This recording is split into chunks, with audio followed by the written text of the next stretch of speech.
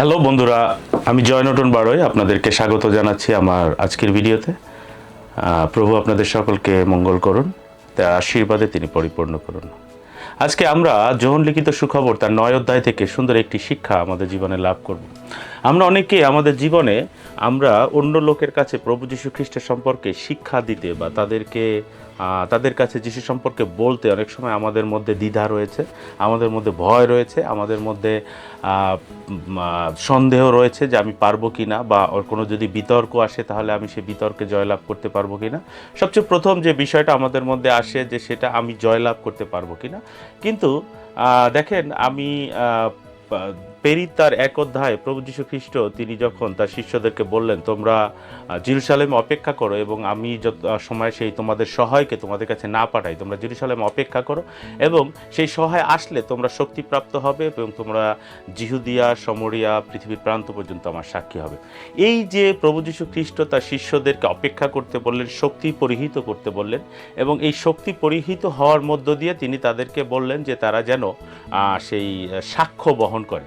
দেখেন, আমাদের জীবনে একজন খ্রিস্টান বিশ্বাসী হিসেবে পবিত্র আত্মা অত্যন্ত একটি গুরুত্বপূর্ণ বিষয়, এবং আমরা আজকে এখন বলতে পারি যে এটা পবিত্র আত্মার যুগ বা পবিত্র আত্মার রূপে ঈশ্বর আমাদের মধ্যে বিরাজমান।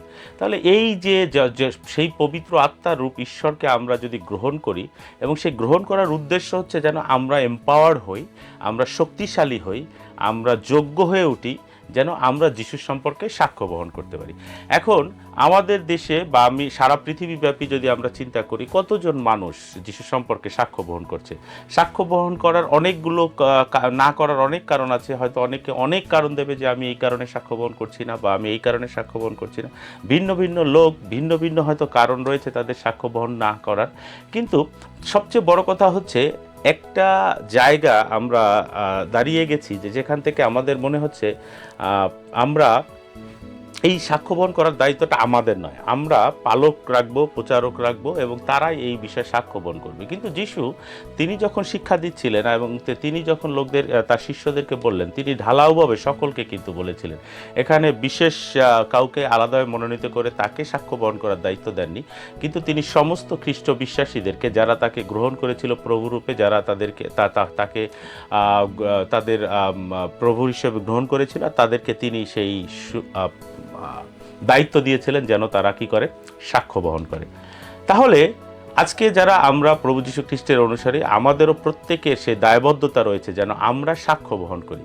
কিন্তু আমরা সাক্ষ্য না বহন করার জন্য অনেক সময় অনেক অজুহাত আমাদের সামনে দাঁড় করায়। আমরা পেশাগত দিকে, আমাদের পরিবার বা আমাদের সন্তান সন্ততি, আমাদের জাগতিকতা, এইগুলো নিয়ে হয়তো আমরা এতটা ব্যস্ত থাকি যে আমরা সাক্ষ্য বহন করতে পারি না।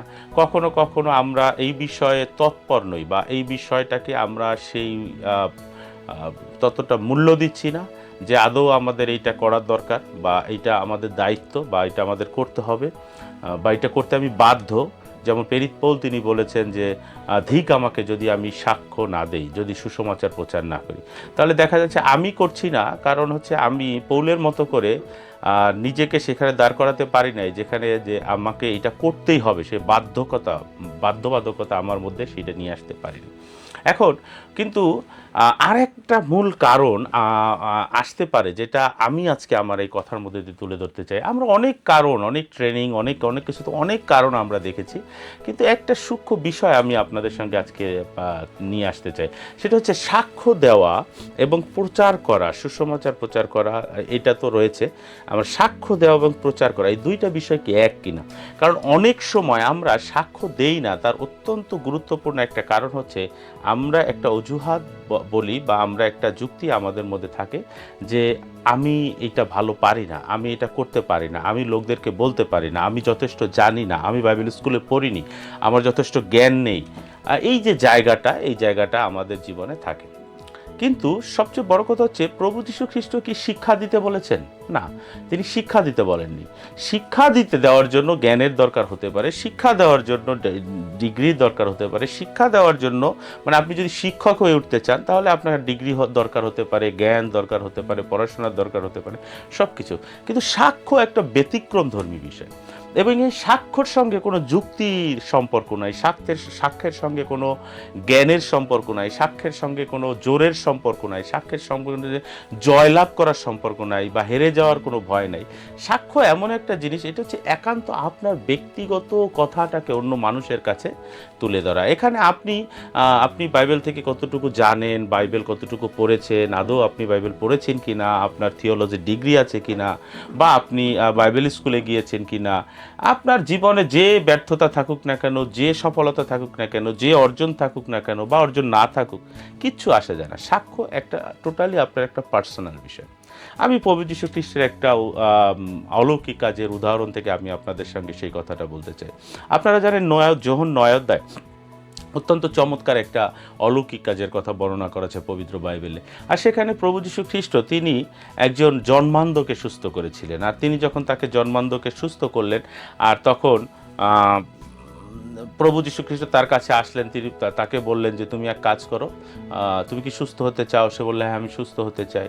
প্রভু মাটিতে একটু থুতু দিলেন, একটু কাদা করলেন, তার সেই চোখে সেই থুতু সেই কাদা লেপে দিলেন এবং লেপে দিয়ে বললেন তুমি শিলোহতে গিয়ে ধুয়ে ফেলো, এবং সেই লোকটি শিলোহতে গিয়ে ধুয়ে ফেললো। দেখেন, এখানে অনেক কিছু হতে পারতো। সেই লোকটি হতে পারতো যে এইটাকে ঘৃণা করতে পারতো, যে সে কাদা তৈরি করেছে থুতু থেকে, ঘৃণা করতে পারতো। এমন হতে পারতো সে রিজেক্ট করতে পারতো যে না, আমি সুস্থ করতে পারলে করো, এখানে আমাকে আবার এই অন্ধ অবস্থায় শিলোহতে গিয়ে ধুয়ে ফেলতে হবে, এই যে কোনো যুক্তি নাই। সেই লোকটাকে যখন প্রভু বললেন যে তুমি শিলোহতে গিয়ে ধুয়ে ফেলো, সে শিলোহতে গিয়ে ধুয়ে ফেললো। এবং যখন সে শিলোহতে গিয়ে ধুয়ে ফেলো, সে দেখতে পেল, তার চোখ খুলে গেল, এবং তিনি তখন ঘুরে বেড়াচ্ছিলেন। আমি খুব সংক্ষেপে ঘটনাটা বলছি।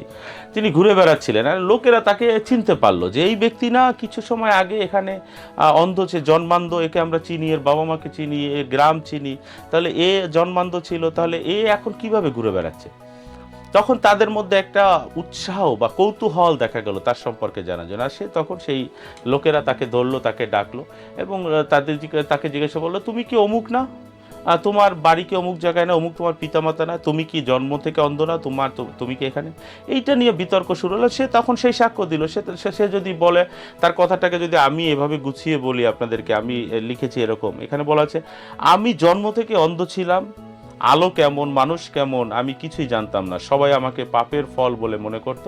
কিন্তু একদিন যিশু আমার কাছে এলেন, তিনি আমার চোখে কাদা লাগালেন এবং আমাকে শিলোহ পুকুরে গিয়ে ধুয়ে নিতে বললেন। আমি তার কথা মেনে নিলাম, যখন ধুয়ে ফিরলাম তখন দেখলাম আমি দেখতে পাচ্ছি। এটা আমার ভাষায় ওনার অভিব্যক্তি হতে পারে যে উনি এইভাবেই তাদের সঙ্গে কথা বলেছিলেন। তিনি তার কিছু অংশ সেভাবে বলেছিলেন। বলছে আমি আগে অন্ধ ছিলাম, আমি ঠিক আছে, কিন্তু লোকেরা আমাকে তিরস্কার করতো বা লোকেরা আমাকে গালি দিত, কিন্তু যিশু আমাকে সুস্থ করলেন। এখন এই কথা একজন করে অনেক লোকের কাছে ছড়িয়ে যেতে থাকলো। আর যখন ছড়িয়ে যেতে থাকলো, তখন এই কথা ধর্মশিক্ষকদের কাছ পর্যন্ত পৌঁছালো। আর যখন ধর্মশিক্ষকদের কাছ পর্যন্ত পৌঁছালো, তখন ধর্মশিক্ষকেরা তাকে ডাকলো, থেকে বললো, তুমি অমুক কি তোমার বাবা মা? বলছে হ্যাঁ, তাহলে তোমার বাবা মাকে ডাকো। তখন তাদের বাবা মাকেও ডাকা হলো। বললো এই কি তোমার ছেলে? হ্যাঁ ছেলে। সে কি অন্ধ হয়ে জন্মগ্রহণ করেছিল? হ্যাঁ, সে অন্ধ হয়ে জন্মগ্রহণ করেছিল। যদি সে অন্ধ হয়ে জন্মগ্রহণ করে, তাহলে কিভাবে সে এখন দেখতে পাচ্ছে? তোমরা কি মিথ্যা বলছো? না, আমরা মিথ্যা বলিনি, সকলে সাক্ষী আছে গ্রামের। তাহলে সে কিভাবে দেখতে পাচ্ছে? তখন বললো ছেলে তো বড় হয়েছে, ওকেই জিজ্ঞাসা করেন, ওর বিষয়ে সাক্ষ্য দিক। আর তখন সে বললো যে হ্যাঁ, আমি অন্ধ ছিলাম, এখন দেখতে পাচ্ছি। তোমাকে কে সুস্থ করেছে? বলছে নাসরতে যিশু সুস্থ করেছে।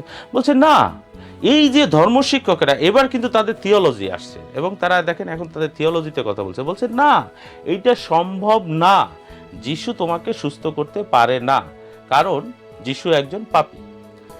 আর তখন এই ভিড়টা যারা এখানে দাঁড়িয়েছিল, তারা হয়তো থমকে গেল, এবং তারা সবাই সেই ধর্মশিক্ষকদের দিকে তাকিয়ে থাকলো। তারা বলছে, যিশুকে বলছে যে সে একজন পাপী, এই কারণে যেহেতু সে পাপী, সে আর একজনকে সুস্থ করতে পারে না, সুস্থ করার ক্ষমতা তার নাই।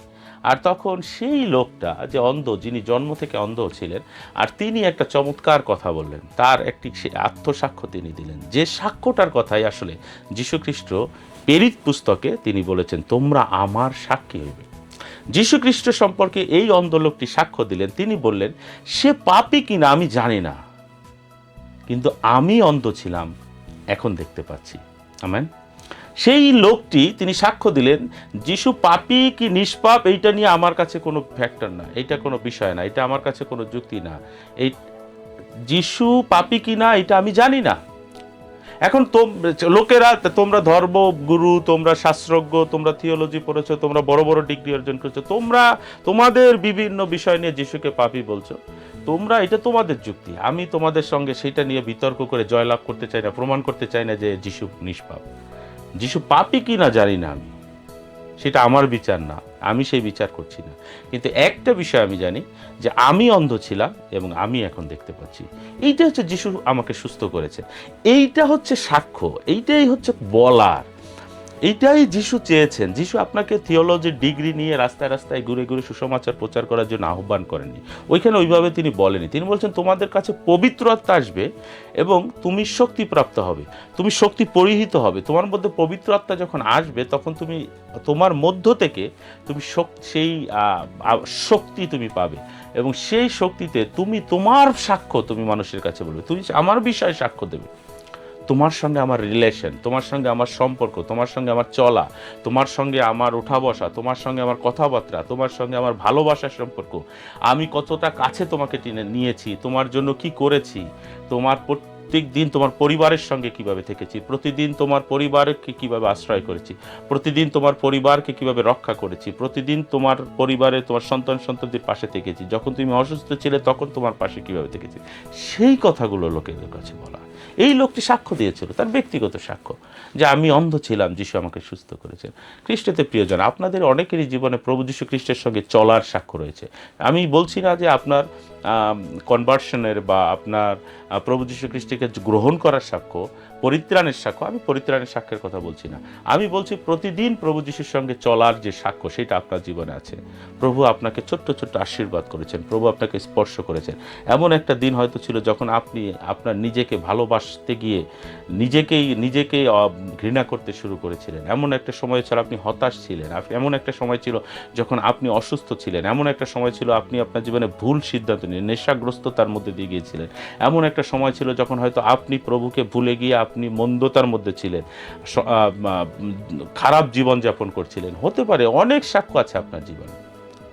আপনি আপনার পাশের মানুষকে, আপনার যাদের সঙ্গে চলেন, আপনার সাথে যাদের সঙ্গে সম্পর্ক, তাদের কাছে সেই কথাগুলোকে বলুন। প্রভু বলছে তোমরা আমার সাক্ষী হবে। যদি আমরা যারা যতজন খ্রিস্টান এখানে রয়েছি, আজকে যারা আমার এই ভিডিও দেখছেন, আমি বিশ্বাস করি যদি ভিডিও ভালো লাগে, আপনারা আপনার বন্ধুবান্ধব পরিচিতদের মধ্যে এই ভিডিও তাদেরকে এই কথাগুলো শুনতে সুযোগ করে দেন, তাদের কাছে শেয়ার করেন, যে আপনাকে থিওলজি প্রচার করতে হবে না, আপনাকে বড় বড় ডিগ্রি নিয়ে আপনাকে সেই প্রচার করতে হবে না। প্রভু তিনি তার কাজের মধ্য দিয়ে, তিনি তার শিক্ষার মধ্যে দিয়ে তিনি তার আদেশ করেছেন আমাদেরকে, যেন আমার জীবনে তার সঙ্গে চলার সাক্ষ্যটা আমি দিই। আমার জীবনে এরকম সাক্ষ্য আছে, আপনার জীবনে এরকম সাক্ষ্য আছে। যখন আপনি হতাশায় ছিলেন, নিরাশায় ছিলেন, সেই সময় প্রভু আপনাকে কিভাবে দেখেছেন, প্রভু আপনাকে কিভাবে সাহায্য করেছেন, প্রভুর স্পর্শ আপনি আপনার জীবনে কিনে, যখন হয়তো আপনার পরিবারে অসুস্থতা বা আপনি এমন মরণবেদিতে ছিলেন, বা আপনার এমন জায়গা ছিল যেখানে আর কোনো আশা নাই, হতে পারে আপনি সে আত্মহত্যা করতে চেয়েছিলেন, যে কোনো বিষয় হতে পারে, প্রভুর সঙ্গে চলার সেই সময় প্রভু আপনার পাশে দাঁড়িয়েছেন, সেই সময় প্রভু আপনাকে সান্ত্বনা দিয়েছেন, সেই সময় প্রভু আপনাকে সাহায্য করেছেন। সেই কথাগুলোকে লোকদেরকে বলুন, সেই কথাগুলোই মানুষকে বলুন। এটাই হচ্ছে সাক্ষ্য, আত্মসাক্ষ্য। এবং আমরা যখন এই কথাগুলো মানুষকে বলতে শুরু করব, তখন যারা গতকালকে হয়তো প্রভুকে তারা ভালোবাসতো না, কিন্তু তারা আজকে এই কথাগুলো শুনে আগামীকালকে থেকে প্রভুকে ভালোবাসতে শুরু করবে। প্রভুর প্রতি তাদের সেই একটা অনুভূতি তৈরি হবে, একটা নরম হৃদয় তৈরি হবে। তারা যিশু সম্পর্কে আরও জানতে চাইবে বা জানার সুযোগ খুঁজতে চাইবে, কারণ তারা আপনাকে জিজ্ঞাসা করবে যে সত্যি তোমার যিশু এরকম, সত্যি তোমার যিশু এই করতে পারে, সত্যি তোমার যিশু এই করেছে, তাহলে তো আমাকে তার সঙ্গে সম্পর্কে একটু বলো। বা সে হয়তো গ্রহণ করলো না, সে গ্রহণ করলো কি না প্রভুকে, সে পরিত্রাণ পেল কি না, এইটা পরবর্তী বিষয়। কিন্তু আমি আপনাকে বলছি, যদি আপনি প্রভুর সম্পর্কে তার কাছে আপনার ব্যক্তিগত সাক্ষ্য দেন, তাহলে প্রভু সম্পর্কে তার দৃষ্টিভঙ্গি চেঞ্জ হবে, পরিবর্তন হবে। যিশু সম্পর্কে তার দৃষ্টিভঙ্গি পরিবর্তন হবে, এবং সে যিশুকে ভালোবাসতে শুরু করবে। এবং এই ভালোবাসতে এই ভালোবাসাটা তাকে প্রভুর কাছ পর্যন্ত একদিন পৌঁছে দেবে। প্রভুর দয়া সে তার নিজের জীবনে দেখতে পাবে, এবং সে অন্যের কাছে সাক্ষ্য বহন করবে। এটাই হচ্ছে শিষ্যত্ব, এটাই হচ্ছে ডিসাইপলশিপ, এটাই হচ্ছে শিষ্যত্ব। প্রভু তার শিষ্যদের কাছে চেয়েছেন যেন তারা যিশুর সঙ্গে চলার, তাদের জীবনে যিশুর সঙ্গে চলার যে সাক্ষ্য, সেই সাক্ষ্যটা অন্য মানুষের কাছে দেয়। যেদিন থেকে আমরা এদের দিতে শুরু করব, মনে রাখবেন সেদিন থেকে পরিবর্তন আসবে, সেদিন থেকে ঈশ্বরের রাজ্য মানুষের কাছে পৌঁছাবে। ঈশ্বর আমাদের সকলকে আশীর্বাদ দান করুন।